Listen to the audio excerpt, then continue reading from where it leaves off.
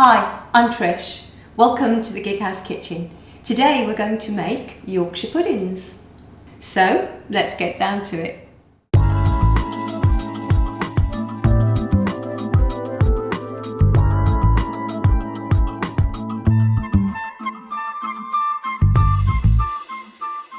Now before we start, we need to light the oven. Yorkshire puddings need a very hot oven, so you need to put your oven onto gas mark 7 or 220 degrees centigrade if you've got an electric oven.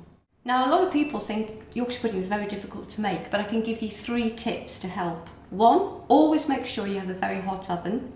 2, never open the oven door while they're cooking. And 3, always use more than 1 egg. Now the main ingredient for Yorkshire pudding is flour. Here I have some strong bread flour. You can use plain flour as well, but I think strong bread flour is better because there's a lot of gluten in it and it makes it really rise well. And then I'm going to add a good pinch of salt.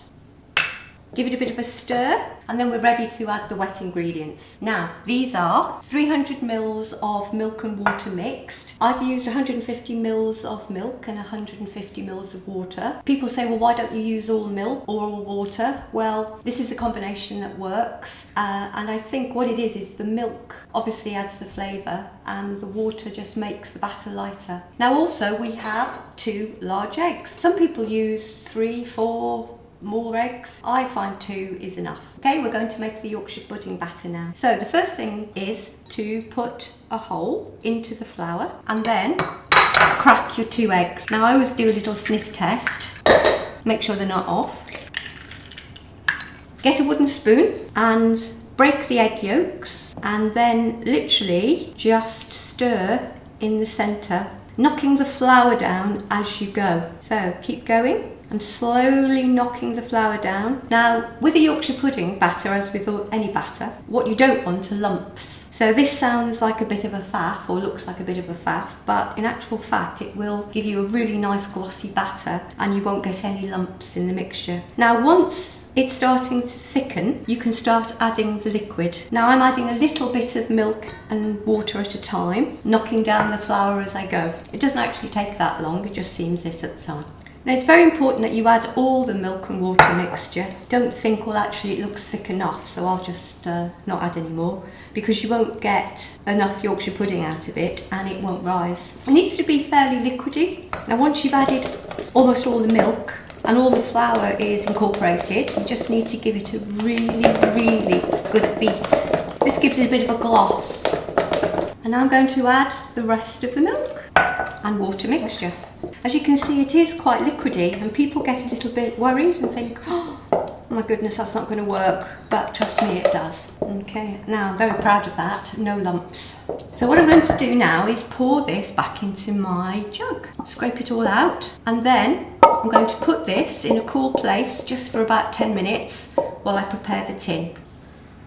So the batter's made, now it's time to prepare the tin. Now we're going to eat these Yorkshire puddings today with some roast beef, so we're making individual ones. But you could actually make a large bowl full of Yorkshire pudding, or you could even put some sausages in it and make toad in the hole. Now what I have here is an ordinary muffin tin with 12 slots, and I have here about 300 ml of oil. Now you can use any oil you like except olive oil, because that won't reach the high temperature that's needed and it would burn. So I've got here just some ordinary vegetable oil, but you could use sunflower oil or rapeseed oil even, because that gets to a really high temperature. I'm going to put in a teaspoon of oil into the base of every slot in the tin. Now what I'm going to do is take a piece of kitchen paper and just give it a wipe down, because I hate washing up, and obviously oil on the tin makes a lot of washing up. There we go.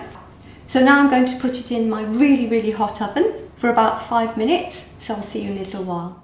So here we have the oil warmed in the muffin tins and it should be red hot. It's just come out of the oven literally. And here I have my Yorkshire pudding batter, which I'm just going to give a quick stir. And then I'm going to pour it in and it should sizzle. Now, why you need this oil very hot is that if it isn't hot, the Yorkshire puddings will stick to the tin and you will never get them out. They'll be welded in. now the Yorkshire pudding mixture is in the tins, we're going to put them in our very hot oven for about 35 to 40 minutes. So I'll see you in a little while. So the Yorkshire puddings are now ready. They were in the oven about 40 minutes and I'm going to now pile them onto my plate. Now this is where we see if they're going to stick or not. Obviously if the oil was hot enough when we poured in the Yorkshire pudding batter, we'll be fine. So this is a moment of truth. And yes, it worked. So I'm just going to take off any excess oil and put them onto a nice warm plate. So there we have it, Yorkshire puddings ready for Sunday lunch. Thank you for joining us. If you enjoyed this video, please remember to subscribe. See you next time in the Gig House Kitchen. Bye.